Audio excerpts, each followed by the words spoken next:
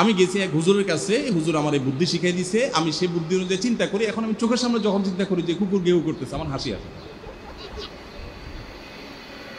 বউ চিন্তা করে, কি বললা তুমি? তাহলে তুমি এই মনে করো আমারে? তাদের সাথে পাল্টা ঝগড়া না করলেও কিন্তু মেজাজ গরম হয়। কদিন আগে শুনছেন না পত্রিকা যে এক মহিলা স্বামীরে ডিভোর্স দিছে, কেন? কারণ স্বামী ঝগড়া করে না। কদিন আগে পত্রিকা দেখছে। থানবী রহমতুল্লাহর কাছে এক লোক এসে বলল, হুজুর আমার বাসায় যখনই যাই দরজাটা খুলতে দেরি, আমার মাথার উপরে আকাশ ভেঙে পড়তে দেরি নেই। যেটাই করি, বাজার করে এনে তার হাতে দিলেও রাগ, রাখলেও রাগ, আমার সাথে সারাদিন শুধু ঘেউ ঘেউ করে, আর সহ্য করতে পারি না। আমারে কোনো দোয়া দুরুদ আমল শিখাই দেন যে আমার এই বাসার অত্যাচারটা যেন থামে। তো থানবী রহমতুল্লাহ বললেন যে শোনো, তোমার একটা বুদ্ধি শিখাই দেই, দোয়া দুরুদ না। বুদ্ধি হলো, এখন থেকে বাসায় গিয়ে দরজা নক করবা, যে নক করার আগে 1 মিনিটের মোরাকাবা করবা। কি করবা? মোরাকাবা বুঝেন? ধ্যান। ধ্যান এটা কল্পনার জগতে ডুবে যাবা 1 মিনিটের জন্য, জাস্ট 60 সেকেন্ড। কি ধ্যান করবা? দরজায় যায় থামবা, থেমে চোখ বন্ধ করে মাথাটা নিচু করে চিন্তা করবা, আমার ঘরের ভিতরে একটা কুকুর আছে, আর কুকুর মানুষ দেখলে কি করবে? ঘেউ ঘেউ করবে। অতএব এটাতে আমার রাগ হওয়ার তো কিছু নাই। কুকুর কেন ঘেউ ঘেউ করছে এটা জিজ্ঞেস করার তো আরেক বোকামি। অতএব এটা আমি মাথায় কিছু নেব না, ইগনোর করবো। কুকুর থাকলে কুকুর তো ঘেউ ঘেউ করবে, এটা চিন্তা করে এরপরে বিসমিল্লাহ পড়ে নক করবা। তো এই বুদ্ধি অনুযায়ী পরের দিন আসছে বাসা, আগে 1 মিনিট মোরাকাবা করছে, এরপরে দরজা নক করছে। যথারীতি দরজা খোলার পরেই শুরু হয়ে গেছে যুদ্ধ। এই লোক অন্যান্য দিন সেও টুকটাক রিয়াকশন করে, হাতাহাতি, বকাবকি, দুই পক্ষ থেকে টুকটাক হামলা পাল্টা হামলা হইতো, কিন্তু আজকে সেই লোকটা আর হামলা টামলা তার করা দূরের কথা, উল্টা সে মিটমিট করে হাসতেছে, এবং একটা পর্যায়ে আর নিয়ন্ত্রণ করতে না পারে ফিক করে হাসেই দিছে। এবার বউ চিন্তা করতেছে কাহিনী কি, কারণ যারা ঝগড়া করে তাদের সাথে পাল্টা ঝগড়া না করলেও কিন্তু মেজাজ গরম হয়। কদিন আগে শুনছেন না পত্রিকা যে এক মহিলা স্বামীরে ডিভোর্স দিছে, কেন? কারণ স্বামী ঝগড়া করে না। কদিন আগে পত্রিকা দেখছে। এই মহিলা যখন দেখছে স্বামী হাসে দিছে, সে এবার ঝগড়া করে থামায়া বলতেছে, ঠান্ডা মাথা বলছে, কাহিনী কি বলো তো, তুমি হাসতেছো কেন? বল না কিছু না। সে তো বলবে না। স্বামী মনে করছে হয়তো অন্য কোনো কাহিনী আছে, কোনোভাবে উদ্ধার করতে পারে নাই। পরের দিন আবার সেম কাহিনী, আবারও হেসে দিচ্ছে। মহিলা চিন্তা করছে ব্যাপার কি? বলে না, আজকে তো তোমার একদিন কি আমার একদিন, বলতেই হবে তোমার। কেন তুমি হাসতেছো?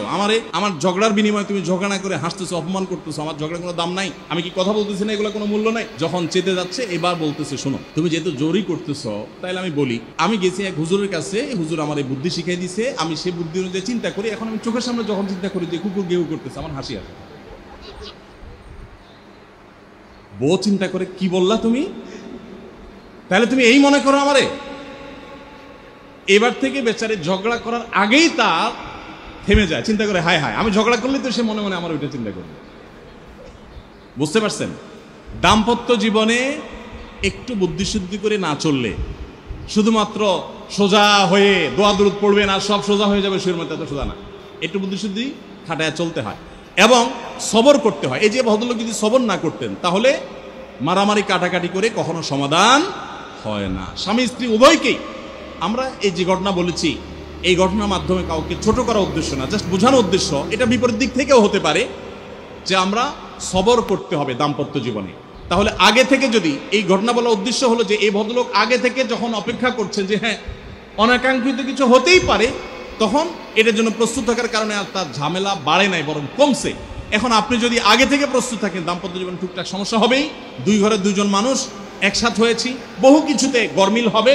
অতএব আমরা সবর করব, ধৈর্য ধারণ করব, ভালো দিনগুলো দেখব। প্রিয়নবী সাল্লাল্লাহু আলাইহি সাল্লাম বলেছেন, তুমি তোমার স্ত্রীর কোনো কিছু দেখে যদি রাগান্বিত হও, তুমি তোমার স্বামীর কিছু দেখে যদি মেজাজ গরম হয়, তো মনে রাখবা তার অনেক গুণ আছে যেটা দেখলে তোমার ভালো লাগা কাজ করবে। কারণ একটা মানুষ এমন নাই পৃথিবীতে যার সব গুণ খারাপ, একটা গুণও ভালো নাই। একজন আস্ত ডাকাতও যদি হয়, আস্ত পাপিষ্ট মানুষও যদি হয়, খারাপ মানুষও যদি হয়, তার ভিতরেও কোনো না কোনো ভালো গুণ অবশ্যই আছে। তোমার স্ত্রী, তোমার স্বামীর মধ্যে কোনো না কোনো ভালো গুণ আছে। তুমি সেই গুণটা খুঁজে বের করো এবং সেটাকে কল্পনা করো, তাহলে তোমার মধ্যে তৃপ্তি আসবে, সমৃদ্ধি আসবে, ভালো লাগা কাজ করবে। এজন্য ভাইরা, দাম্পত্য জীবনের সুখ শান্তির জন্য সবর এবং শকর। শকর হলো যে যা পেয়েছি আলহামদুলিল্লাহ, এর চাইতে যদি খারাপ কিছু হতো, এর চাইতে যদি মন্দ কিছু হতো। অনেক বোনরা আমাদের কাছে আসেন, আমরা তাদেরকে বলি, দেখুন আপনার স্বামীটা হয়তো অমানুষ, সে আপনাকে গালিগালাজ করে কিন্তু চরিত্রহীন না। অনেকের স্বামীটা খুব ভদ্র কিন্তু চরিত্রহীন, ব্যবহার ভালো করে চরিত্রহীন, তাদের কষ্ট আপনার চাইতে কম না। অনেকের স্বামী খুব ভদ্র কিন্তু বেকার, 2 পয়সা কামাই করতে পারে না, সারাদিন ঘরে বসে বসে খায় আর শ্বশুরবাড়ি থেকে যৌতুক এনে না খায়, নিশ্চয় আপনি তার চাইতে ভালো আছেন।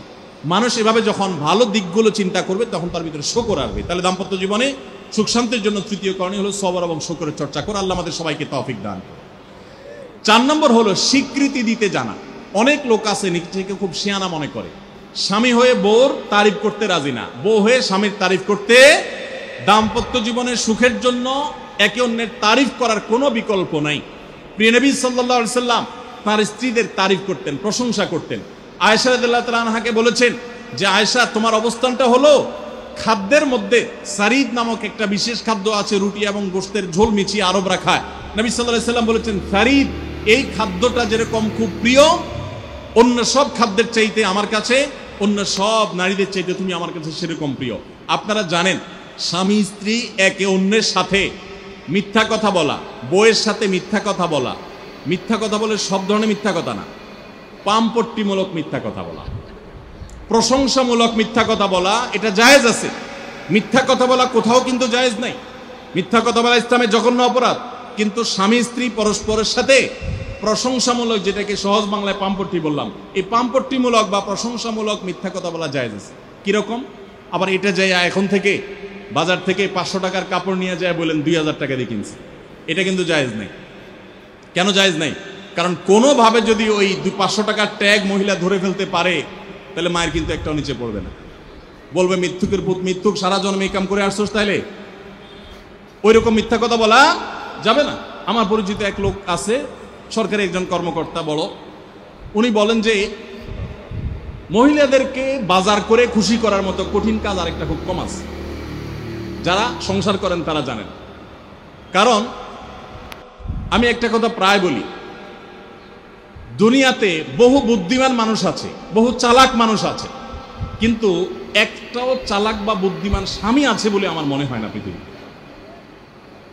বুঝা ঠিক বলছেন? বহু চালাক বুদ্ধিমান মানুষ দুনিয়াতে আছে, কিন্তু কোনো চালাক বা বুদ্ধিমান স্বামী দুনিয়াতে। তার মানে কি? প্রত্যেকটা বউয়ের কাছে তার স্বামীটা হলো আস্ত বেকুব। যত বড় শিক্ষিত হোক, যত বড় রাজনীতিবিদ হোক, যত বড় মাথাওয়ালা হোক, যত বড় শেয়ানা হোক, যত বড় ব্যবসায়ী হোক, বউয়ের কাছে বউগুলা, সব বউরা, মহিলারা মনে করে কি এই বেটা বেকুব। ম্যাক্সিমাম ক্ষেত্রে এটার ভিতরে আলাদা একটা আনন্দ আছে। বউয়ের কাছে বেশি শেয়ানা সাজার ভিতরে বেশি আনন্দ নাই। পরিবারের কাছে বেশি শেয়ানামি করতে হয় না, সেখানে বোকা সাজার ভিতরে একটা আনন্দ আছে। যাই হোক, তো ওই যে ভদ্রলোকের কথা বলছিলাম, বাজারের কথা বলছিলাম, যে বাজার করে মহিলাদের খুশি করা খুব কঠিন। আপনি গোশত কিনেন, মাছ কিনেন, যাই কিনেন, তারা খুব কমই সন্তুষ্ট থাকে বেশিরভাগ ক্ষেত্রে। সব মেয়েদের কথা বলছি না। কেন সন্তুষ্ট থাকে না? কারণ তারা আশা করে আরো কম দামে কিনবেন, আরো কম দামে কিনবেন। আপনি জিতে গেলে তারা খুশি, হেরে গেলে আপনারা বকা দিবে সে। তো এক সরকারি কর্মকর্তা, বড় কর্মকর্তা, আমাকে বলতেছিলেন যে দেখেন, আমি সারা জীবন বাজার করি আর বইয়ের বকা শুনি। আমি চলে যাওয়ার পর আমার অফিসের একজন কেরানি আছে, তাকে দায়িত্ব দিছি বাজার টাজার করার জন্য। এই লোক বাজার করার পর আমার বউ বিরাট খুশি, বলে যে তার নাম ধরে বলতেছে, অমুক বাজার করলে প্রতিদিন ঠিক মতো বাজার করে, দাম দস্ত ঠিকঠাক থাকে, মাপজোপ সব ঠিকঠাক থাকে, তোমারে প্রতিদিন ধরায় দেয় দোকানদার, কমায় দেয়। 2 কেজির গোশত আমার কাছে মনে হয় 1.5 কেজি দিছে, ওজন কম দিছে মনে হয়, নজরে উঠে না।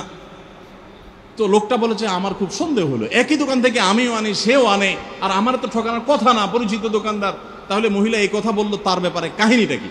তারা ডেকে বলছে, বলো তো কাহিনী কি, সিক্রেটটা কি? তো লোকটা বলতেছে যে স্যার, সত্য বলতে কি, আমি গোশত 3 কেজি কিনলে ম্যাডামকে বলতাম 2 কেজি,